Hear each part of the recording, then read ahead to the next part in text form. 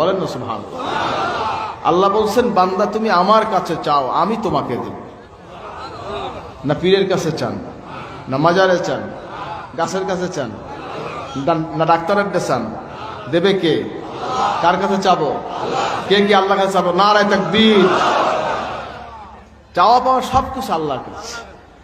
আল্লাহ তুমি আমাকে ছেলে দাও, মেয়ে দাও, টাকা দাও, পয়সা দাও, বাড়ি দাও, গাড়ি দাও, জমি দাও, এলেম দাও, আমল দাও, আখলাক দাও, চরিত্র দাও, আদর্শ দাও। কার কাছে?